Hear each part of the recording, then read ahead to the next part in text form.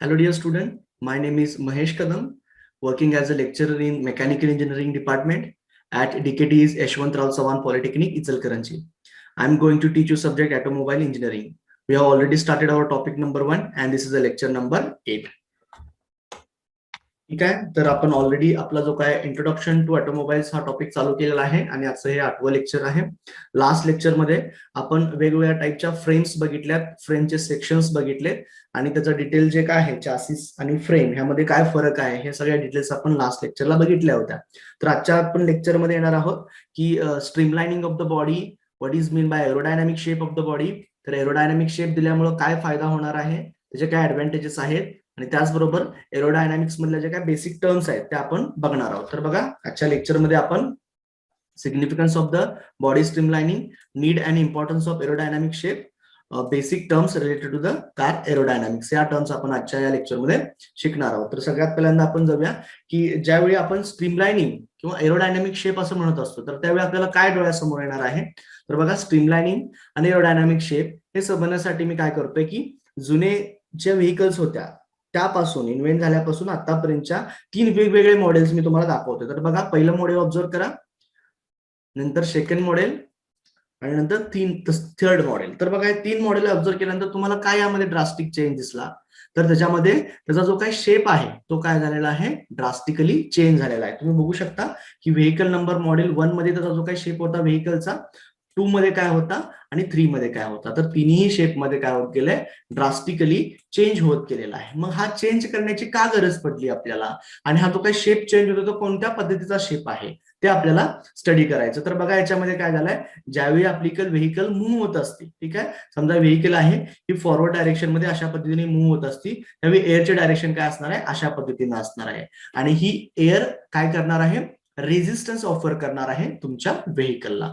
मग आपल्या व्हेकलला minimum resistance offer झाला पाहिजे तर काय होणार आहे, आपल्या व्हेकलचा परफॉर्मन्स चांगल्या पद्धतीने होणार आहे. तर मिनिमम एअरचा रेझिस्टन्स होण्यासाठी आपण काय करत असतो, त्या बॉडीला एका शेप मध्ये कन्वर्ट करत असतो, त्याला आपण म्हणत असतो एरोडायनामिक शेप. आणि ह्या एरोडायनामिक शेपच्या पद्धतीनं आपण बॉडीचा शेप जो चेंज करत असतो त्याला आपण म्हणत असतो स्ट्रीमलाइनिंग. ठीक आहे, it is known as a streamlining. तर बघा, आपण या पद्धतीने डिफाईन करूया.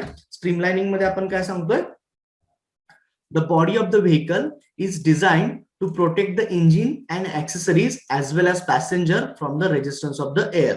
आपण जी काही व्हेकल डिझाईन करणार आहोत ते आपल्याला अशा पद्धतीने डिझाईन करणार आहे, करायला पाहिजे की जे काय करेल, आपल्या इंजिनला, ऍक्सेसरीजला, त्यातले जे काही पॅसेंजर्स आहेत ह्या सर्वांना एअरच्या रेझिस्टन्स पासून काय करेल, प्रोटेक्ट करेल. ठीक आहे, मग therefore it is shaped to reduce the resistance of air as it moves in a forward direction. मग आपल्याला त्याचा शेप अशा पद्धतीने डिझाईन करायला पाहिजे की जेणेकरून तुमच्या एअरचा रेझिस्टन्स काय आला पाहिजे, मिनिमम आला पाहिजे. मग ज्या पद्धतीनं आपण त्याचा शेप काय करतोय, डिझाईन करतोय, जेणेकरून एअरचा रेझिस्टन्स कमी होत असतो त्याला आपण काय म्हणत असतो, it is known as a streamlining. म्हणजे बघा, आपण कसं डिफाईन करू शकतो, the shaping of a car to reduce the air resistance is called as a streamlining. आपण कारचा शेप अशा पद्धतीने चेंज करणार की आपल्याला एअरचा रेझिस्टन्स काय झाला पाहिजे, मिनिमम झाला पाहिजे. तर त्याला आपण काय म्हणत असतो, it is known as a streamlining of the car. ठीक आहे, मग स्ट्रीमलाइनिंग आपण कशाच्या पद्धतीने करत असतो, by introduction of aerodynamic shape. म्हणजे आपण असं म्हणू शकतो, streamlining of the car is done by introducing aerodynamic shape. Aerodynamic shape आपण इंट्रोड्यूस करून आपण आपल्या व्हेकलला काय करू शकतो, स्ट्रीमलाइन करू शकतो, जेणेकरून ट्रॅव्हल होत असताना त्याला एअरचा रेझिस्टन्स काय असला पाहिजे, कमीत कमी एअर रेझिस्टन्स मिळाला पाहिजे. ठीक आहे, तर पुढच्या एका इमेज मध्ये मी दाखवते बघा कशा पद्धतीने एअरचा रेझिस्टन्स असणार आहे.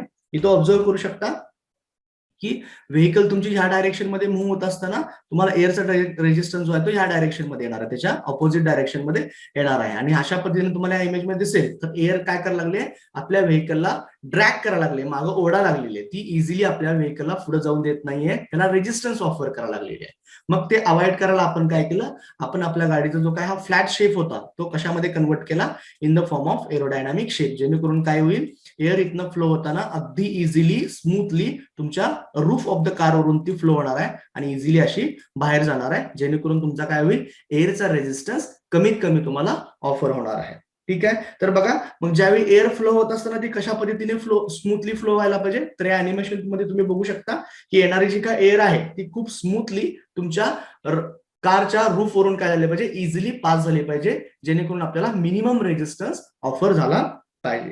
ठीक आहे. मग आपण तीन जर लाईन डायग्राम टाईप डायग्राम मध्ये बघितलं तर बघा, flatten shape of the car ज्या होत्या ना, flatten shape of early model car body ज्या अशा पद्धतीने होत्या, ज्याच्यामध्ये काय व्हायचा, मॅक्सिमम तुमचा एअर रेजिस्टन्स तुम्हाला ऑफर व्हायचा, व्हेकलला मॅक्सिमम एअर रेजिस्टन्स ऑफर व्हायचा.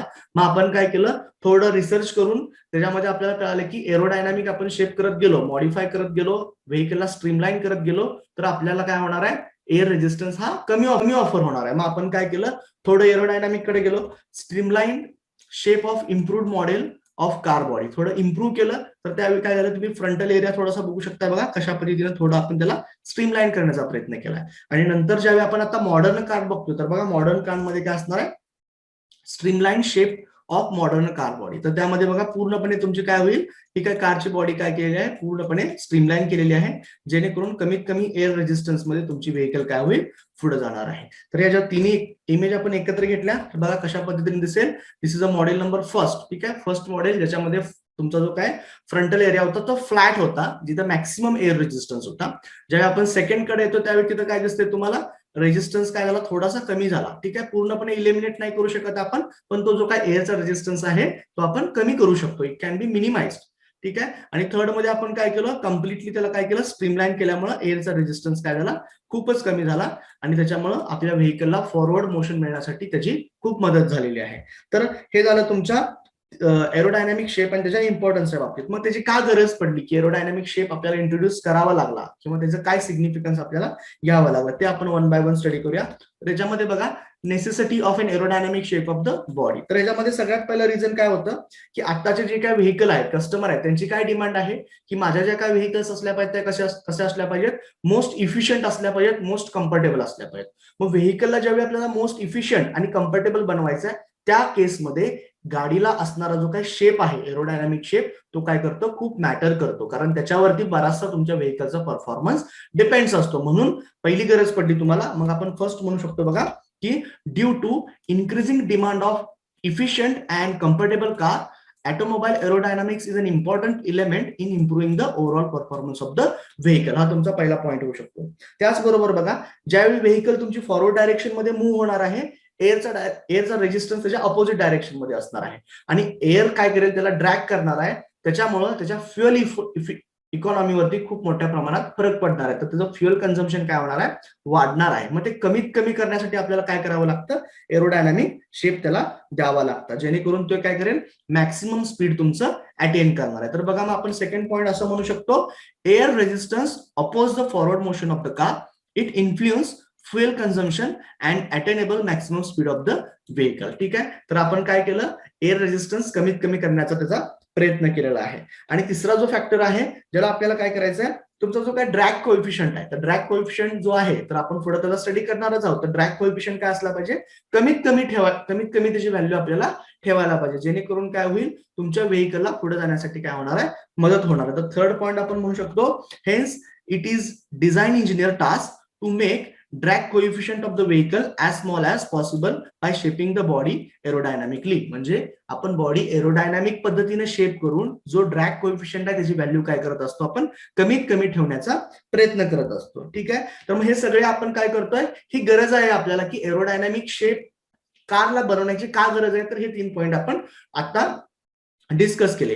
मग एरोडायनामिक शेप ज्यावेळी आपण एखाद्या व्हेकलला देत असतो, तर त्याच्यामुळे आपल्याला काय फायदे मिळणार आहे, त्याचे काय ऍडव्हान्टेज असणार आहेत, ते आपण डिस्कस करूया. तर बघा, सगळ्यात पहिल्यांदा आपण काय म्हणलं की एरोडायनामिक शेप दिल्यामुळं तुमच्या व्हेकलचा जो काय रेजिस्टन्स असणार आहे, एअरचा रेजिस्टन्स असणार आहे, तो काय होणार आहे, कमी होणार आहे. आणि एअरचा रेजिस्टन्स कमी म्हणजे तुमचा व्हेकलवर असणारा ड्रॅग काय होणार आहे, कमी होणार आहे. मग आपण काय म्हणू शकतो, इट रिड्युसेस एअर रेजिस्टन्स और एअर ड्रॅग. हा तुमचा पहिला ऍडव्हान्टेज झालं. मग दुसरं बघा, ज्यावेळी व्हेकलला होणारा रेजिस्टन्स कमी असेल, त्यावेळी तुमचं जे ड्रायव्हिंग करणारा जो ड्रायव्हर आहे, त्याला देखील काय होणार आहे, कम्फर्टेबली तो ड्राईव्ह करू शकणार आहे. त्याला जो काय लागणार आहे, तो एफर्ट देखील काय होणार आहे, कमी होणार आहे. त्यामुळे आपण म्हणू शकतो reduce driver effort to drive the vehicle.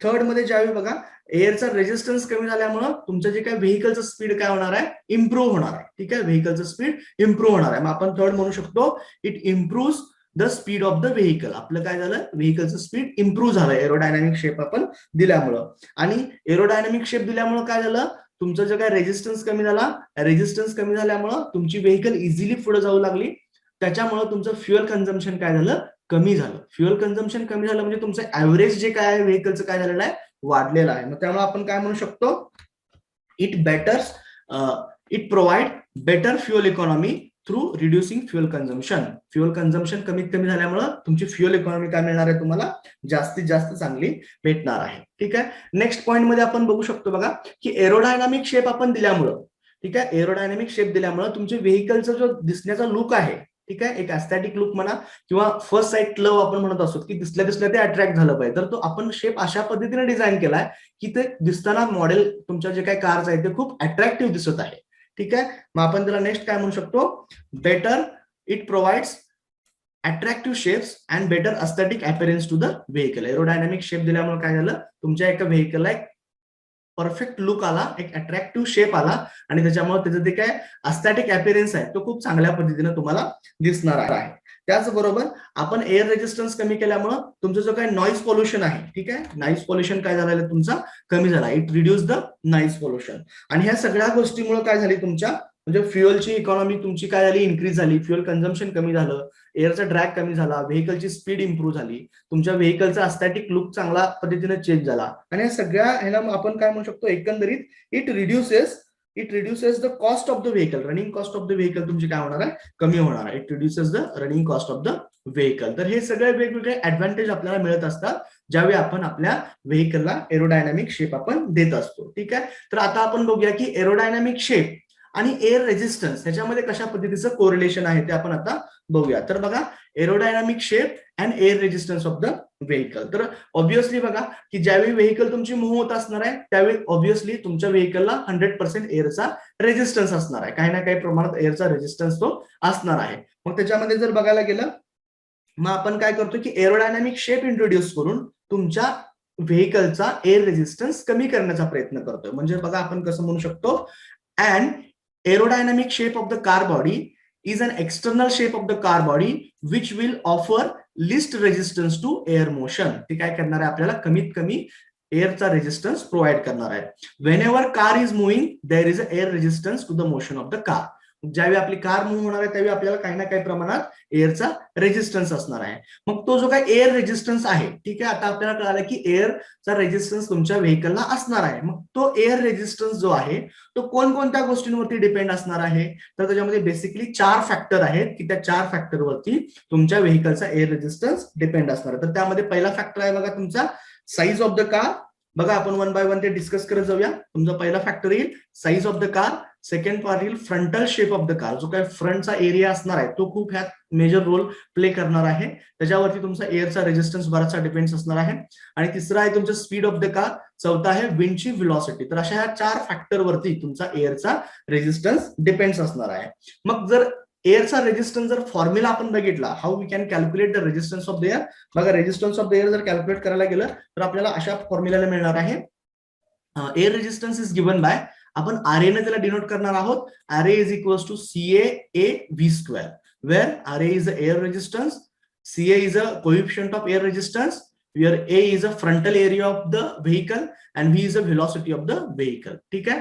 तर ह्या फॉर्म्युल्यानं तुम्ही काय करू शकता, एअर रेजिस्टन्स तुम्ही काढू शकता. तर ह्यामध्ये एक गोष्ट ऑब्झर्व करा, तुमचा जो काही एअर रेजिस्टन्स आहे तो काय आहे बघा, directly proportional to your velocity of the vehicle square. तर व्हेलॉसिटी व्हेकलच्या स्क्वेअरला तो काय आहे, डायरेक्टली प्रोपोर्शनल टू आहे. म्हणजे जितकी व्हेलॉसिटी तुमची जास्त असणार आहे तेवढ्या पटीने तो काय होणार आहे, फास्ट तुमचा एअरचा रेजिस्टन्स वाढणार आहे. त्याचबरोबर जेवढा फ्रंटल एरिया जास्त असणार आहे तेवढा व्हेकलचा रेजिस्टन्स जास्त असणार आहे. म्हणून तर आपण काय करतोय की फ्लॅट जो सरफेस आहे त्याला आपण काय करतोय, स्ट्रीमलाईन करतोय, एरोडायनामिक करण्याचा प्रयत्न करतोय, जेणेकरून कमीत कमी एअर रेजिस्टन्स तुमचा ऑफर व्हायला पाहिजे. ठीक आहे. तर मग ज्यावेळी व्हेकल मूव्ह होत असती त्यावेळी 100% काही ना काही एअरचा रेजिस्टन्स असणार आहे आणि तो रेजिस्टन्स आपण कॅल्क्युलेट करणार आहे बाय युझिंग दिस फॉर्म्युला. ठीक आहे. आता पुढे ज्यावेळी आपण बघत असतो की व्हेकल मूव्ह होत असताना एअरचे अजून कोणकोणते मोमेंट्स आणि फोर्स त्याच्यावरती ऍक्ट होणार आहेत. बघा, forces and moments acting on a vehicle body. ठीक आहे. Forces and moments acting on the vehicle body. ज्यावेळी एअर मधून तुमची व्हेकल मूव्ह होणार आहे, ठीक आहे, रोडवरून मूव्ह होत असताना एअर त्याला अपोज करणार आहे, तर त्यावेळी कोणकोणते फोर्स त्याच्यामध्ये ऍक्ट होत असतात बघा. As a result of air stream interacting with the vehicle, the following forces and moments are imposed on the vehicle. तर ते कोण तीन फोर्स आहेत बघा, आपण ऑलरेडी हे एका डायग्रामच्या मदतीने मागच्या लेक्चरमध्ये डिस्कस केलेलं आहे. तर बघा तीन डायरेक्शन जे असणार आहेत, फोर्स आणि मोमेंट असणार आहे. तर डायरेक्शन बघा, लॉन्जिट्युडनल डायरेक्शन म्हणली, along the length of the vehicle म्हणली, तर तो काय करणार आहे, ड्रॅग फोर्स इंड्यूस करणार आहे. आणि त्याच्यामध्ये मोमेंट कुठले असणार आहे, रोलिंग मोमेंट असणार आहे. जर आपण लॅटरल डायरेक्शन कडे गेलो तर तो साइड फोर्स असणार आहे, त्याच्यामुळे कुठली मोमेंट असणार आहे, पिचिंग मोमेंट असणार आहे. आणि आपण व्हर्टिकल डायरेक्शन मध्ये झेड डायरेक्शन मध्ये गेलो तर त्याच्यामध्ये काय असणार आहे, लिफ्ट फोर्स असणार आहे, त्याला आपण यॉइंग मोमेंट असं म्हणत असतो. तर ऑलरेडी ह्या ज्या तिन्ही मोशन्स आहेत, रोलिंग मोमेंट असेल, पिचिंग आणि यॉइंग, ही आपण एका अॅनिमेशनच्या मदतीने लास्ट लेक्चरमध्ये ऑलरेडी आपण त्याला डिस्कस केलेलं आहे. तर ह्या तीन वेगवेगळ्या फोर्सेस आणि मोमेंट तुमच्या व्हेकलवरती ऍक्ट होत असतात. तर आता आपण काय करूया, की ज्या बेसिक टर्म्स आहेत ह्या ड्रॅग फोर्स, लिफ्ट फोर्स, ते आपण एक एक स्टडी करत जाऊया. तर बघा, basic terms related to the car aerodynamics. तर कार एरोडायनामिक्सच्या रिलेटेड आपण एक एक बेसिक टर्म्स बघत जाऊया. तर सगळ्यात पहिल्यांदा येईल तुमचा ड्रॅग फोर्स. ठीक आहे, ड्रॅग या शब्दाचा अर्थ काय होतो, मागं ओढणे. ठीक आहे, ड्रॅग या शब्दाचा अर्थ काय होतो, मागं ओढणे. मग असा फोर्स जो व्हेकलला काय करतो, मागं ओढत असतो, त्याला आपण काय म्हणत असतो, ड्रॅग फोर्स असं म्हणत असतो. म्हणजे बघा की अशा पद्धतीने तुमची व्हेकल आहे. आता कारची मोशन कशी दाखवली बघा, त्या डायरेक्शन मध्ये कारची मोशन आहे. मग ऑब्विसली तुमच्या एअरची मोशन कशी असणार आहे, अशा पद्धतीने असणार आहे. आणि जो फोर्स तुमच्या कारच्या मोशनला अपोज करतो, ठीक आहे, आता हा ड्रॅग फोर्स कसा होणार आहे, इकडे ऍक्ट होणार आहे. तर जो फोर्स तुमच्या कारच्या मोशनला फॉरवर्ड जाण्यासाठी काय करतोय, अपोज करतोय, त्या फोर्सला आपण काय म्हणत असतो, it is known as a drag force. मग आपण त्याला कसं डिफाईन करू शकतो बघा, drag force is a aerodynamic force that oppose the car motion through the air. तो काय करेल, तुमच्या कारच्या मोशनला अपोज करणार आहे. तो ऍक्ट कसा व्हायला लागलाय बघा, की जनरली तो पॅरलल मध्ये ऍक्ट व्हायला लागलाय आणि कारच्या मोशनच्या अपोजिट ऍक्ट व्हायला लागलाय. मग आपण असं म्हणू शकतो, it acts parallel and opposite to the motion of the car. Parallel and opposite to the motion of the car म्हणजे तुम्ही बघू शकता की मोशन ऑफ द कार इकडे आहे आणि त्याला exactly opposite but parallel direction मध्ये तुमचा ड्रॅग फोर्स काय होत असतो, ऍक्ट होत असतो. जर तुम्ही ड्रॅग फोर्स जर कॅल्क्युलेशन करायचं म्हणलं तर बघा त्याचा फॉर्म्युला कसा येणार आहे, drag force is given by the equation. तर drag force BA is equals to काय येईल बघा, 1/2 rho V² into CD into A. ठीक आहे, तर ह्या फॉर्म्युला तुम्ही काय करू शकता, त्या व्हेकल वरती असणारा एअर ड्रॅग तुम्ही किंवा ड्रॅग फोर्स कॅल्क्युलेट करू शकता. तर बघा त्याच्यामध्ये काय येणार आहे, तर where rho is density of the air. ठीक आहे, डेन्सिटी ऑफ द एअर आपण बघू शकतो, जनरली त्याची व्हॅल्यू 1.2 kg/m³ इतकी असते. V द व्हेकल स्पीड, तुमच्या व्हेकलचं असणारं स्पीड.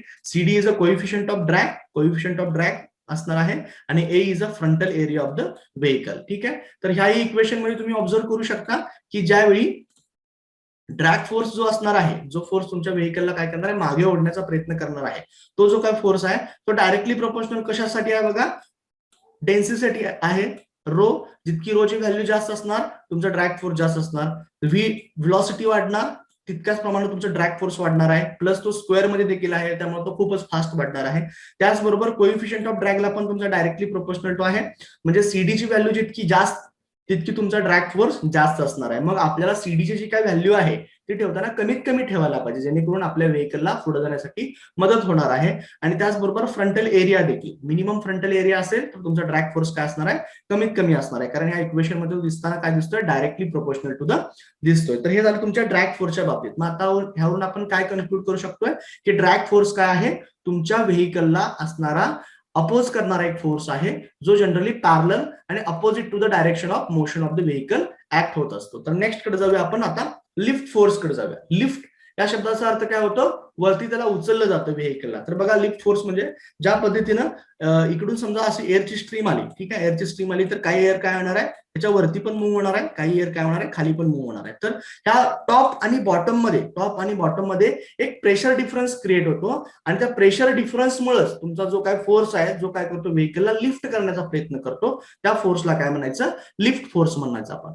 ठीक आहे, मग याच्यामध्ये दोन प्रकारचे लिफ्ट फोर्स असू शकतात, एक अपवर्ड लिफ्ट असू शकतो आणि दुसरा जर बघितला तर तो डाऊनवर्ड लिफ्ट असू शकतो. ठीक आहे, अपवर्ड लिफ्ट देखील असू शकतो आणि डाऊनवर्ड लिफ्ट देखील असू शकतो. मग याच्यावरून आपण लिफ्ट फोर्सला कशा पद्धतीने डिफाईन करू शकतो की लिफ्ट फोर्स हा एक एरोडायनामिक फोर्सचा कॉम्पोनंट आहे, जो काय ऍक्ट होतो, परपेंडिक्युलर ऍक्ट होतो. बघा ह्याच्यामध्ये तुम्ही डायरेक्शन जर ऑब्झर्व केली तर तुम्हाला दिसेल की इथं व्हेकलची मोशन ह्या डायरेक्शन मध्ये आहे. ठीक आहे, आणि ह्या मोशनला परपेंडिक्युलर डायरेक्शन मध्ये तुमचं काय होणार आहे, लिफ्ट फोर्स ऍक्ट होणार आहे. तर तुम्ही जरा डिफाईन कसं करणार आहे बघा. Lift force is defined as a component of aerodynamic force that is perpendicular to the flow direction. तुमच्या फ्लो डायरेक्शन जी आहे ठीक आहे, त्या फ्लो डायरेक्शनला काय होणार आहे, परपेंडिक्युलर तो ऍक्ट होणार आहे. तर हे झालं तुमच्या लिफ्ट फोर्सच्या बाबतीत. आता आपण दोन्ही एकत्र बघूया. ड्रॅग फोर्स आपण बघितला, लिफ्ट फोर्स आपण बघितला. तर ड्रॅग फोर्स काय असतो, पॅरलल असतो, आणि लिफ्ट फोर्स काय असतो, परपेंडिक्युलर असतो. म्हणजे जर आपण एक व्हेकलची डायग्राम बघितली तर तुम्ही बघू शकता की ड्रॅग फोर्स काय आहे, पॅरलल आहे तुमच्या मोशनला, आणि लिफ्ट फोर्स काय आहे, लिफ्ट फोर्स दिसतोय परपेंडिक्युलर आहे. मग हे जर दोन कॉम्पोनंट आपण जर प्लॉट केले तर अशा पद्धतीने दिसतील बघा. This is a drag force, this is a lift force. ठीक आहे, ड्रॅग फोर्स आणि लिफ्ट फोर्स तुम्हाला दोन्ही कॉम्पोनंट याच्यामध्ये दिसणार आहेत. मग ज्यावेळी आपण फक्त ड्रॅग फोर्सचा विचार करत असतो तर ड्रॅग फोर्स जो काय आहे, जो व्हेकलच्या काय होतो, अपोजिट डायरेक्शन मध्ये ऍक्ट होत असतो. तर ह्याला काय आहेत, भरपूर असे वेगवेगळे दुसरे फोर्स आहेत, दुसरी जी कारणं आहेत त्याच्यामुळे काय होत असतो, तुमचा ड्रॅग जनरेट होत असतो. तर आपण असं म्हणू शकतो there are several sources of drag force. हा ड्रॅग फोर्स जनरेट होण्यासाठी वेगवेगळे सोर्सेस आहेत. मग त्यामध्ये सोर्समध्ये कोणकोणते सोर्सेस आहेत तर ते आपण एक एक डिस्कस करत जाऊया. तर सगळ्यात पहिल्यांदा येईल बघा फ्रिक्शन ड्रॅग. Friction drag.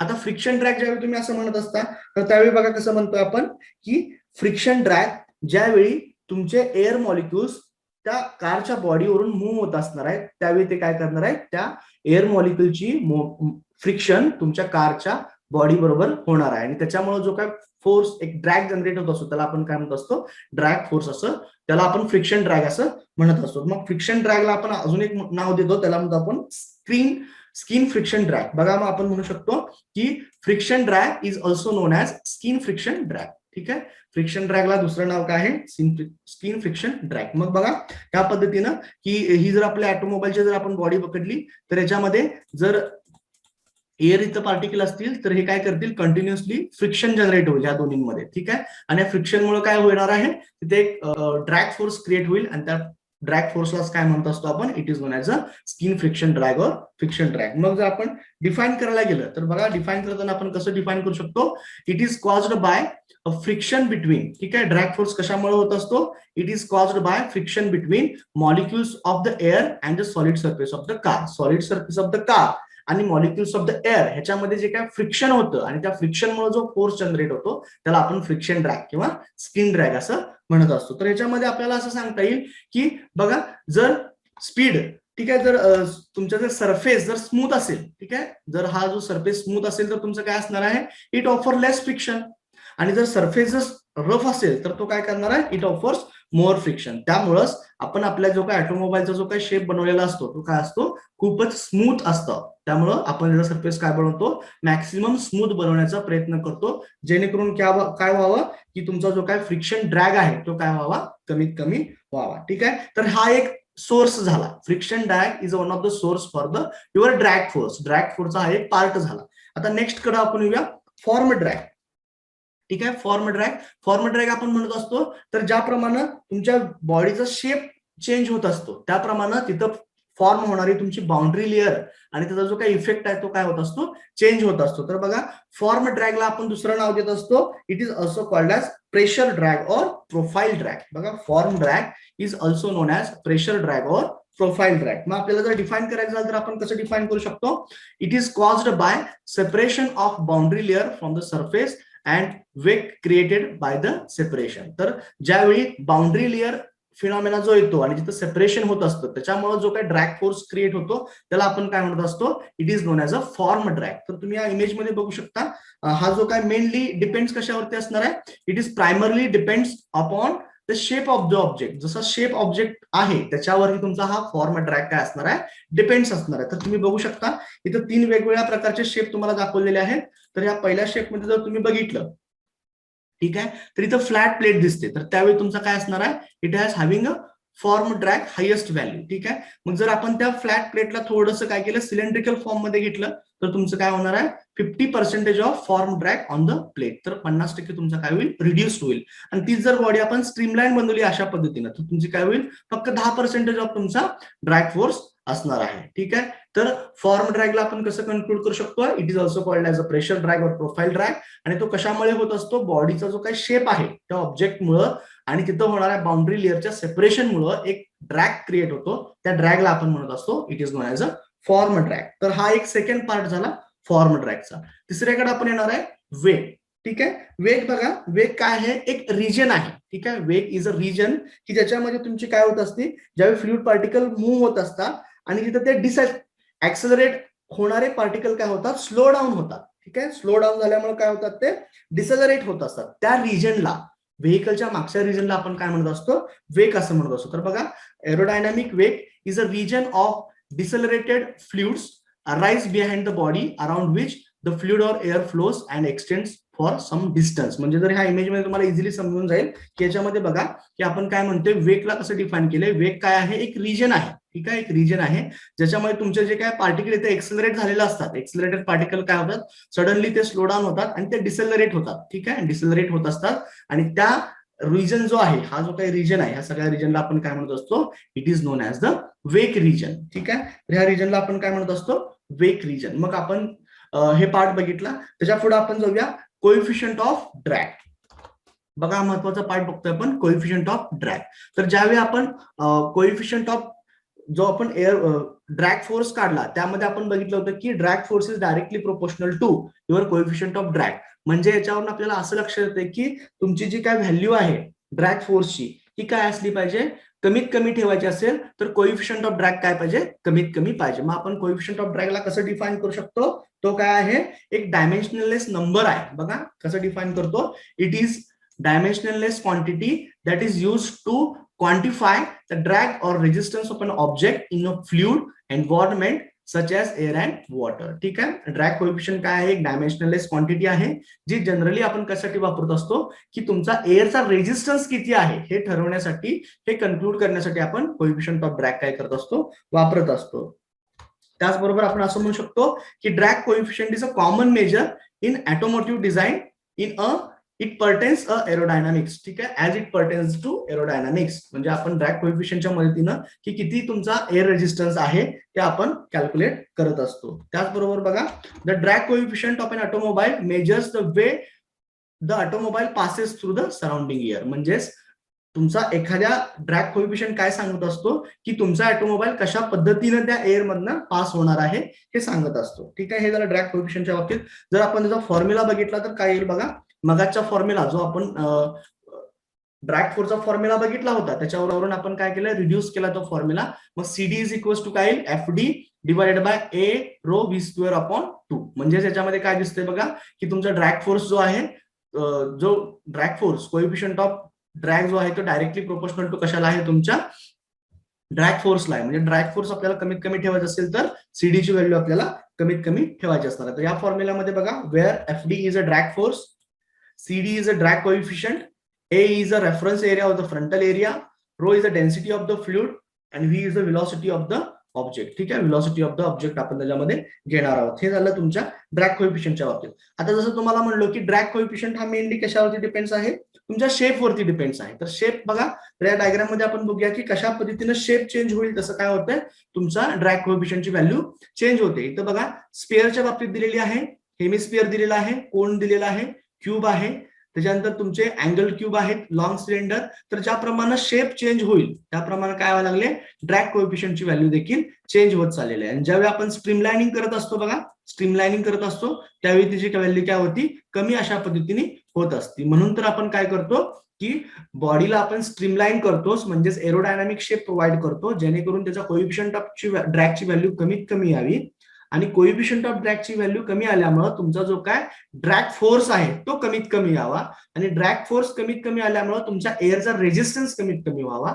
आणि एअरचा रेजिस्टन्स कमीत कमी आल्यामुळे तुमच्या व्हेकलची फ्युएल कन्झम्पशन हे कमी व्हावं. आणि फ्युएल कन्झम्पशन कमी होऊन तुमच्या व्हेकलची फ्युएल इकॉनॉमी वाढावी. हे त्याच्या मागचं काय आहे, पूर्ण सिग्निफिकन्स आहे. तर हे झालं काही या बाबतीत. आता जर आपण कारच्या बाबतीत बघितलं बघा, तर अशा पद्धतीनं आहे. सीडीची व्हॅल्यू दिली आहे, इथे आपण ग्राफ काढतोय, इथे एअर दिलेले आहेत बघा, डेव्हलपमेंट एअर या अशा पद्धतीने इन्क्रीज होत गेले आहे. आणि तुमच्या सीडीची व्हॅल्यू जो कोएफिशियंट ऑफ ड्रॅगची व्हॅल्यू ती दिलेली आहे. तर ज्यावेळी फ्लॅट सरफेस होता अशा पद्धतीनं त्यावेळी त्याची व्हॅल्यू बघा 0.6च्या आसपास आहे. सिलेंड्रिकल शेपकडे थोडासा गेलो तर आपण 0.4च्या वरती जातोय. आणि आता आपण जर एरोडायनामिक कडे गेलो तर आपण जवळपास ह्या रेंजमध्ये येतोय. आता जे काय लेटेस्ट कार आहेत त्यांचा जनरल ड्रॅग कोएफिशियंट जो आहे तो जवळपास 0.3 0.3 to 0.4च्या आसपास आहे. काही ऍडव्हान्समध्ये तो गाड्यांचा जो आहे कोएफिशियंट तो 0.3 पेक्षा पण थोडासा कमी आहे. पण हा एक जनरल व्हॅल्यू आपण पकडून जाऊ शकतो की ड्रॅग कोएफिशियंटची व्हॅल्यू ही जनरली 0.3 पर्यंत असू शकते. ठीक आहे. तर हे वेगवेगळे टर्म्स काय केलेत आपण आता डिस्कस केलेले आहेत. तर याच्यामध्ये आपण आजच्या लेक्चरमध्ये की ड्रॅग फोर्स काय आहे, लिफ्ट फोर्स काय आहे, त्याच्याबरोबर आपण एरोडायनामिक शेपचा इम्पॉर्टन्स, हे सगळे आपण पार्ट्स बघितलेले आहेत. तर नेक्स्ट लेक्चरला आपण काय करूया की जो पुढचा पार्ट आहे अल्टरनेटिव्ह व्हेकल्स जो आहे अल्टरनेटिव्ह फ्युएल्सचा पार्ट तो आपण कंटिन्यू करूया. ठीक आहे. Okay, thank you.